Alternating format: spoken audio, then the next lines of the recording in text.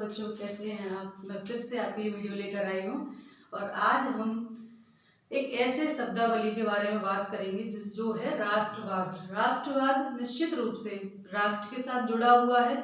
जब राष्ट्र शब्द आता है तो उसी से मिलता जुलता भावना राष्ट्रवाद है ना। अब राष्ट्रवाद क्या है, क्या क्या इसके वो है पहचान है, इस सब चीजों के बारे में हम इस पूरे अध्याय में चर्चा करेंगे।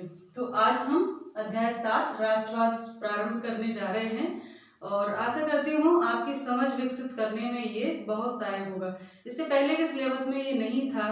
अभी पिछले साल से जो नया सिलेबस लगा है उसमें राष्ट्रवाद, शांति और विकास 3 नए अध्याय जोड़े गए हैं। तो आइए चलते हैं, इसी पर चर्चा करते हैं। सबसे पहले हम देखें, परिचय की बात करें। राष्ट्रवाद का परिचय जब कराते हैं तो जैसे ही ये शब्द हमारे कानों में पड़ता है, जहन में आता है, वैसे ही कुछ चीजें हमारे सामने एक चित्र की भांति उभरने लगती हैं। जैसे कि एक देशभक्ति की भावना, राष्ट्रीय ध्वज, राष्ट्रीय गान, राष्ट्रीय प्रतीक, ये सारी चीजें हमारे दिमाग में, यानी हम उनसे कनेक्ट करने लगते हैं। राष्ट्रवाद को इन राष्ट्रीय प्रतीकों से कहीं ना कहीं हम इंटरकनेक्ट करने लगते हैं, है ना। दिमाग में आता है जब भी राष्ट्रवाद की बात आती है तो देशभक्ति बहुत ज्यादा, है ना, राष्ट्र के प्रति भक्ति की भावना।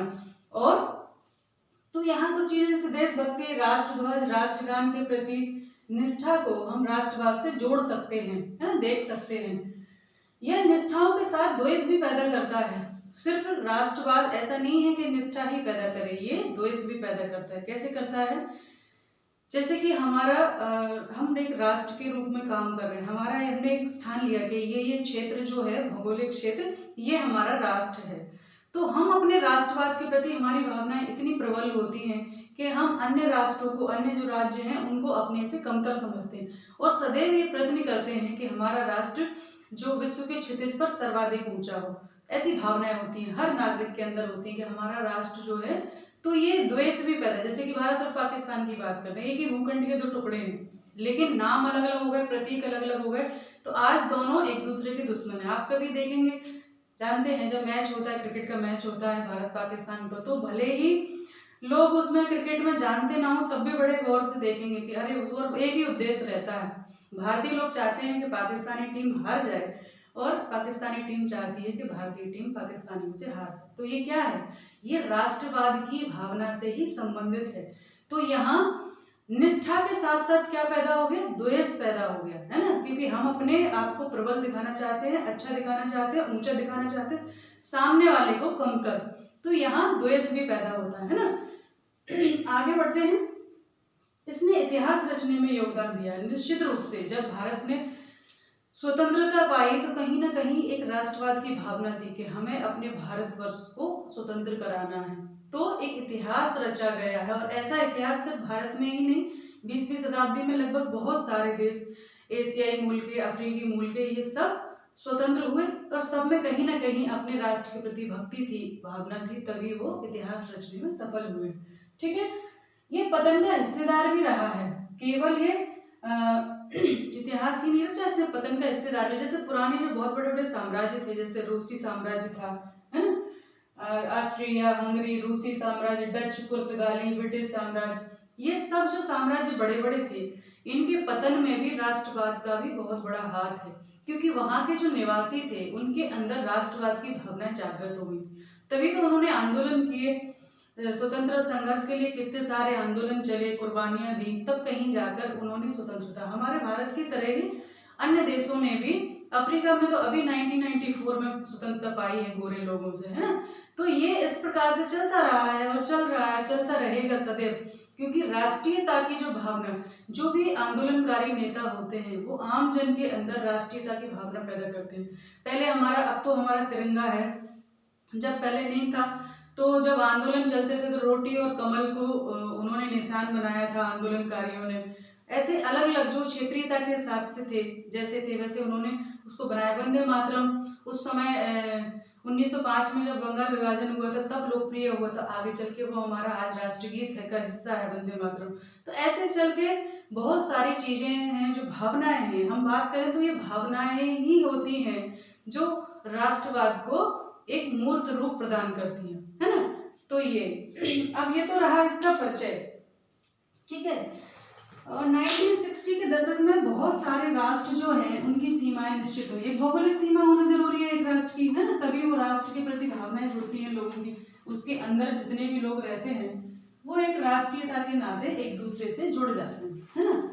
अब बात चल रही है कि कई लोग ऐसे होते हैं, जगह जगह बहुत सारे आंदोलन चल रहे हैं, आज भी चल रहे हैं, जैसे कि श्रीलंका में तमिल लोग मांग कर रहे हैं, है ना, कुछ तुर्की और इराक के कुर्द, ये सब भी अलग प्रदेश की मांग कर रहे हैं, अलग राष्ट्र की मांग कर रहे हैं। कुछ अरबी लोग हैं जो बहुत सारे अरब राष्ट्रों को मिलाकर एक मुस्लिम राष्ट्र बनाना चाहते हैं। ऐसे बहुत सारी चीजें हैं जो अलग अलग देशों में अलग अलग क्षेत्रों में चल रही हैं और बरकरार हैं और चलती रहेंगी, क्योंकि जब तक व्यक्ति है, मनुष्य है, तो भावनाएं हैं, तो ये सारी चीजें चलती रहेंगी। तो इस प्रकार से एक अलग प्रांत की मांग भी कभी कभी राष्ट्रवाद में, जैसे अपने आप को अलग मांग, जैसे पाकिस्तान ने करा था हमारा मुस्लिम राष्ट्र होगा, है ना, तो ऐसे ही आज भी चल रही है, पहले भी चलती थी। तो एक राष्ट्र राज्य की भावना में प्रबल होती है, जो लोग समूह हैं वो मिलकर आंदोलन करते हैं और अपनी मांगें अगर उनकी मांग ली जाती हैं तो एक स्वतंत्र राष्ट्र का जन्म होता है और उनकी राष्ट्रवाद की जो भावना है उसको पोषण मिलता है ना। तो आइए आगे हम चलते हैं, अभी आगे बढ़ते हैं इसी में कि राष्ट्र और राष्ट्रवाद है क्या। तो अभी दूसरा जो हमारा चर्चा का विषय है वो है राष्ट्र और राष्ट्रवाद। राष्ट्रवाद, अब यहाँ मुद्दा ये होता है कि राष्ट्रवाद है क्या। तो ये मानव के अन्य समूहों से भिन्न है, अन्य समूहों से भिन्न है। कैसे भिन्न है? ये परिवार से भिन्न है, ये जाति से भिन्न है। अन्य जो समूह होते हैं, परिवार है ना, जातिगत है, जनजातियां हैं, गोत्र हैं, कबीले हैं, कुटुंब हैं, ये जो समूह है ये किसी न किसी कारणवश जुड़े हैं। जैसे परिवार तो वैवाहिक संबंधों द्वारा जुड़ा है, रक्त संबंधों द्वारा जुड़ा है, इसी प्रकार से गोत्र का जो नाता है वो भी रक्त संबंधों से जुड़ा हुआ है, या वैवाहिक संबंध होते हैं एक ही जाति में, एक ही जनजाति में। तो ऐसे ये सारे समूह जो हैं जुड़े होते हैं। एक गांव के संबंध होते हैं, एक गांव के लोग, एक कबीले के लोग, एक कहते हैं मोहल्ले के लोग, आपस में एक पारस्परिक संबंधों द्वारा जुड़े होते हैं। लेकिन राष्ट्र जो है एक व्यापक शब्द है और इसमें सभी लोग एक दूसरे को जानते भी नहीं। एक राष्ट्र में, अब हम भारत के उदाहरण दें, कितना बड़ा राष्ट्र है ना, क्या सभी एक दूसरे को जानते हैं? क्या संभव है पूरे भारत के सभी लोगों से पारस्परिक मेल मिलाप हर व्यक्ति का हो जाना? असंभव सा ही प्रतीक होता है ना। 135 करोड़ हो गए हम लोग और अभी तो और बढ़ते ही रहे। तो ऐसे में कैसे संभव है? किन नातों से, किन रिश्तों से, किन धागों से ये राष्ट्रवाद जुड़ा होता है? इसके बारे में अगर हम विचार करें तो अगर बात करें कि एक जैसी भाषा बोलने वाले लोग, एक जैसी संस्कृति बोलने वाले, तो ऐसा भी नहीं है। हमारे भारत में कितनी भाषाभाषी लोग हैं लेकिन फिर भी एक राष्ट्रीयता से जुड़े हैं, हम भारतीय हैं। अगर कभी आप विदेशों में मिले तो बस एक फीलिंग आ जाती है, अरे आप इंडियन हो, तो ऐसी भावना आ जाती है कि जैसे हम एक हैं, हम भाई भाई मिल गए, है ना, हम बहनें बहनें मिल गई। तो ये भावना कैसे प्रबल होती है? तो यहाँ थोड़ा सा लिखने का मैं प्रयास करूंगी कि ये क्या है। ये काल्पनिक समूह है ना। क्या है ये? वह तत्व क्या है जो राष्ट्र का निर्माण करता है? तो बहुत हद तक ये क्या होता है? राष्ट्रवाद एक काल्पनिक समुदाय है, एक काल्पनिक समुदाय है, ठीक है। ये क्या है? एक काल्पनिक समुदाय है। काल्पनिक ही तो है ना, जो कल्पनाओं के सहारे जुड़े हैं कि हम सब एक हैं इतनी बड़ी संख्या में भी, और जो अपने सदस्यों को, एक काल्पनिक समुदाय है जो अपने सदस्यों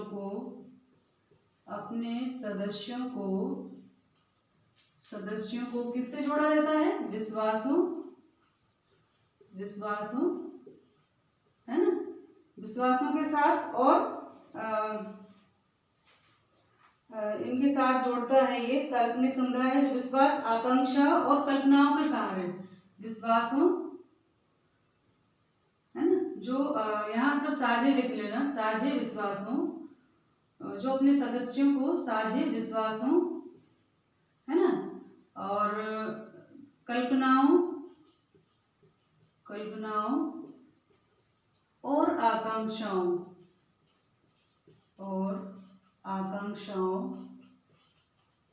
के सहारे, आकांक्षाओं के सहारे जोड़कर रखता है ना, जोड़कर रखता है। तो ये हम राष्ट्रवाद क्या है, कुछ कुछ ये है कि एक काल्पनिक समुदाय है जो अपने सदस्यों को साझे विश्वासों, कल्पनाओं और आकांक्षाओं के सहारे जोड़कर रखता है। कल्पना के सहारे तो है हम कि हम सब भारतीय हैं, हम सब भाई भाई हैं। तो ये चीजें हैं। राष्ट्रवाद एक फीलिंग्स है, भावना है, जो कहीं ना कहीं प्रतीक के रूप में कहें तो राष्ट्र ध्वज या राष्ट्रीय प्रतीक हमारे जितने हैं उनके प्रति जो निष्ठा की भावना है गहरी, वो इसको प्रतीक के रूप में हम समझ सकते हैं। साथ ही जो भौगोलिक क्षेत्र होता है, या तो उसकी प्राप्त करने की मांग चल रही होती है या पहले से विद्यमान है तो उसको और आगे बढ़ाने की भावना रहती है ना। विश्व क्षितिज पर हर व्यक्ति अपने राष्ट्र को बहुत ऊंचा देखना चाहता है। तो यही राष्ट्रवाद की भावना है जिसने बड़े बड़े साम्राज्यों को गठन किया है। पहले भी हिटलर की बात करें तो वो एक नार्डिक आर्यों का पूरा राष्ट्र बनाना चाहता था विश्व में कि इनका अलग राष्ट्र होगा, वो भी राष्ट्रवादी था। उसका अपने जर्मन जो नार्डिक लोग थे, आर्य लोग थे, उनके प्रति वो चाहता था इस नस्ल का पूरे संसार पर राज हो। तो वो भी कहीं ना कहीं राष्ट्रवाद की भावना से, लेकिन उसका राष्ट्रवाद दूसरी दिशा में चला गया। और राष्ट्रवाद में यही होता है, मैंने कहा कि जहाँ निष्ठा होती है तो द्वेष भी रहता है गहरे में। अपने आप को श्रेष्ठ समझना, सामने वाले को नीचे। तो ठीक है कि आप श्रेष्ठ हैं, पर इसका मतलब ये नहीं कि कोई और को नीचे दिखाकर ही आप अपने आप को आगे बढ़ाएं। ये भावना कहीं ना कहीं ठीक नहीं है। पर हम उदाहरण जब लेते हैं तो अभी कोई बात आ जाए, हमारे यहाँ भी कोई राष्ट्रध्वज का अपमान हो जाए, राष्ट्रगीत को, कितने आक्रोशित हो जाते हैं सभी। फिर चाहे किसी भी बोली को बोलने वाले हों, भाषा वाले हों, विभिन्न धर्म वाले हों, संस्कृति वाले हों, सभी की राष्ट्रीयता की भावना प्रबल हो जाती है। अरे उसने हमारे राष्ट्र का अपमान किया है ना, प्रतीक का अपमान किया तो हमारे राष्ट्र का अपमान किया।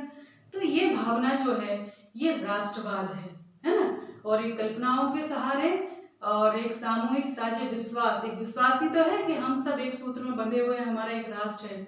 और भावनाओं के सहारे, आकांक्षाओं के सहारे, आकांक्षाएं क्या होती हैं, अपने राष्ट्र को उच्चतर स्थान पर पहुंचाना, है ना। यही तो कि सभी हमारे राष्ट्र का सम्मान करें, हमारा राष्ट्र श्रेष्ठ हो पूरे विश्व पटल पर। तो ये राष्ट्रवाद है। आशा करती हूँ आपको कुछ समझ में आया होगा। अगली कड़ी में हम फिर इसको और आगे बढ़ेंगे, है ना, क्या चीजें इसका निर्माण करती हैं। तो कुछ भौगोलिक सीमाएं होती हैं जो चिन्हित होती हैं, जिनमें अभी तो विश्व राष्ट्र की बात हो रही है कि पूरा विश्व एक ग्राम है, लेकिन फिर भी अपनी अपनी प्रबल भावनाएं होती हैं अपने देश के प्रति, अपनी सीमाओं के प्रति, अपनी जमीन के प्रति। तो आज की वीडियो में इतना ही। ध्यान रखिए, पढ़ाई करते रहिए। फिर मिलेंगे। नमस्ते सभी को, धन्यवाद।